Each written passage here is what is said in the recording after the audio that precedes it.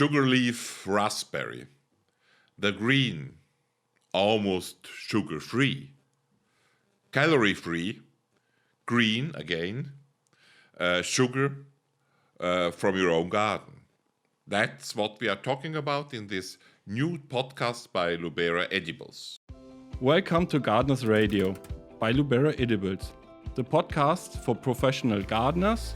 We are talking about edible plants. In this podcast, which is directed to professional hearers, professional gardeners, but others can hear also, we are talking about new products which are introduced by Lubera-Edibles, normally bred or selected by Lubera. And today we are talking about sugar leaf raspberry. What's that? What is a sugar leaf raspberry? Frederick? The question goes to Frederick. I haven't presented. He is responsible in our company or in Lubera-Edibles for product development. Yeah. And we are on both ends of the side. I'm on every side. I'm almost responsible for almost everything. But I'm more concentrated in breeding and in marketing. And you are making the bridge between me and you, or everything, because you are bringing the products from the breeding into the marketing. Yes. What is sugar leaf raspberry? So sugar leaf raspberry, the botanical name is Rubus shingii, or sometimes it's also called Rubus suavissimus, or or another word is Rubus shingii variation suavissimus. So Chinese blackberry. yeah.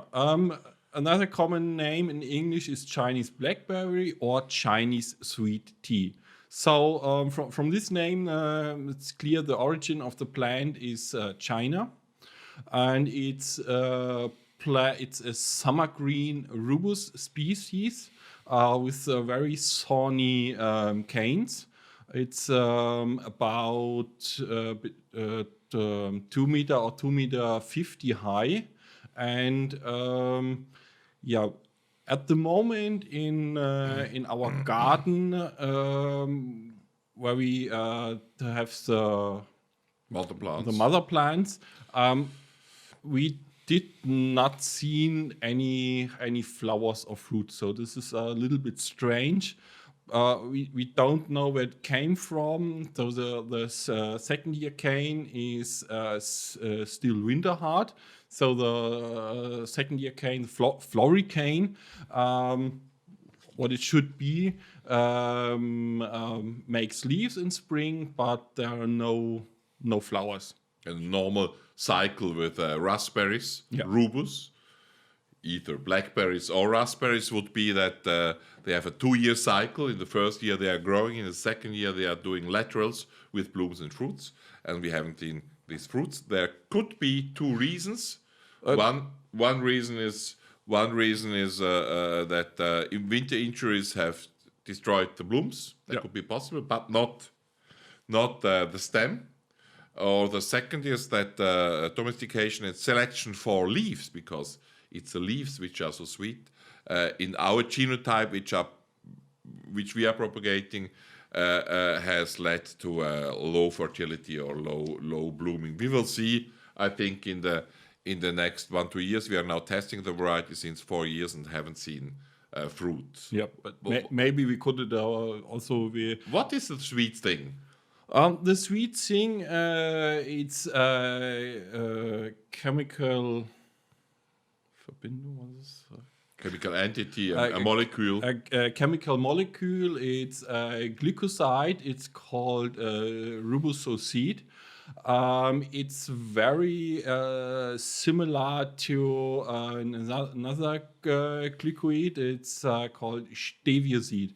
Stevia seed, it's come from the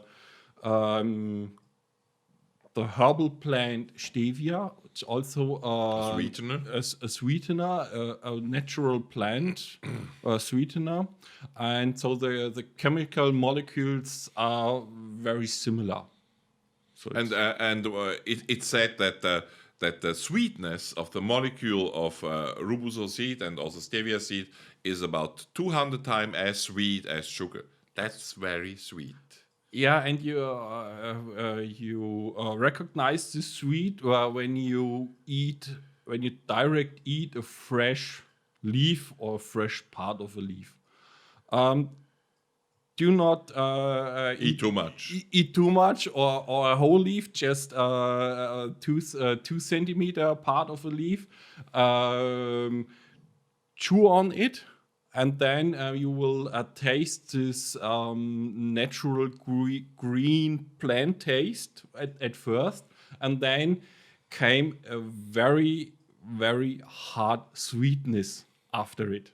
So I like sweet taste, I like sweet fruits, but this sweetness is also too much for me. But normally you will not enjoy it alone. So Yes. together with water in a tea, in a sweet leaf, raspberry or blackberry tea, or as an addition to another tea to sweeten it. So that these are the ideas. How are you using the leaves? You can. And how are the leaves looking, perhaps? That's also a nice story, I think. Yeah, the leaves are like a finger, like a hand with 5 fingers. But when you do not look so close, and it's very similar. Or it looks similar to hemp. So it's a very interesting plant, also from the leaves. So it was the whole season we had a plant, a big plant in our glass house before the container of our breeder, Moritz Köhle, and everybody who was going along and was new was looking at what the hell they are growing here, a new culture. And and everybody I asked was thinking about hemp or cannabis and really not about the raspberry. But how do you use this raspberry leaf as a sweetener? You can the normally use is you pick a fresh leaf, cut it into pieces, and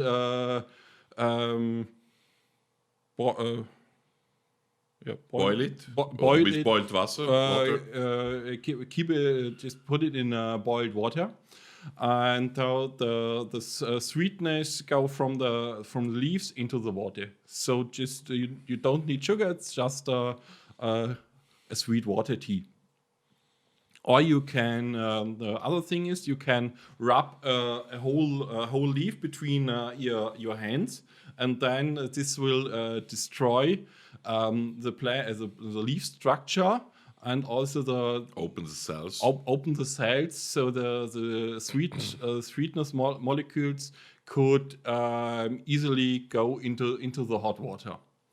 Another way is when you I just said it's a summer green plant, but when you want to use these leaves in late autumn or over winter, you could easily dry the leaves and then use like a tea leaf. Yeah, you use the dried leaves like a tea leaf. In a garden situation, how would you plant sweet leaf raspberries? So I don't want to. Do not would plant a sweet leaf plant into a commercial fruit garden. Maybe on a side, at the side or in a corner, very similar to a blackberry. So it's a very strong growing plant, so it could easily reach 2 or 2.5 meters. But you also could plant it in a hedge with flower shrubs, obviously at the end of a batch with roses or something like that. So the useful planting things from this plant are a lot. So you can use it nearly everywhere in the garden where you have enough space for it. 2 things perhaps I would add. I wouldn't underestimate the ornamental value of the plant because of the hemp leaves. It's just fun, at least for your neighbors, when they are looking at your garden and see the hemp type leaves and are thinking whatever of you. And it's just a sugar plant. So, but they are really nice. And the second thing is pruning. So we are interested to have green material, green leaves. And I think with pruning, they are even growing faster. Yeah. So we have to think about pruning them back when they are 50 centimeters, taking the first leaves, going back that you have a more bushy plant. But also at 1 meter 50, at 2 meters, you have the possibility to prune them. Then they will react just below the pruning point, and you will have like a tent a little bit. We have seen also in our nursery, it was like a tent with leaves, with stems. So there are, I think, many possibilities. I see also the possibility to grow them in a pot, perhaps at the edge of a terrace or of a balcony, because it's a little bit bigger. But with pruning and with earning leaves and stems, I think it's good possible to have them also in a container. And in a container, it's also winter hard. We discovered it in our selection garden, where we observe all our varieties, and they are all in a big pot, in a big container. And there are also the Sweetleaf raspberries, and they already survived a normal winter in pot without any protection. Sweetleaf raspberry. If you look at it, what are the unique selling propositions? What are the advantages? It's perennial, so you can have it for 4, 5, 6, 7, 10 years. So one-time planting, many-time earning. You can grow it in the open field, but also in a container. It's ornamental. It's winter hardy. It's 200 times as sweet as sugar. It's natural. It has no calories. And as we have heard or not heard till now, it's healthy almost in every respect. So because beside the sweetening power, it's said that it's very good for the kidney. For the kidney, it's antioxidant, it's inflammatory, anti-cancerogene. Yeah. So it's the leaves and also the dried fruits were used since ancient times in the traditional Chinese medicine. So, as a Western engineer, I would say it's almost too good.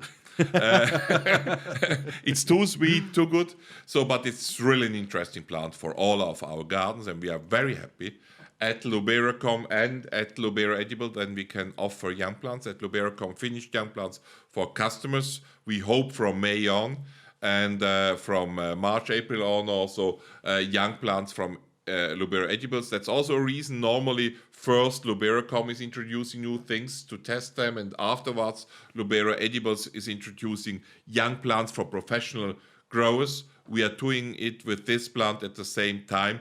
Go on, try it. Thank you very much for hearing in. In the next podcast, we are talking about new raspberry, other raspberry families in our assortment, about chef raspberries, raffia raspberries, other raspberries. If you are interested, come back and hear this other Gardeners Radio podcast. Till now, thank you very much for joining us. Go on gardening and have a fruitful day.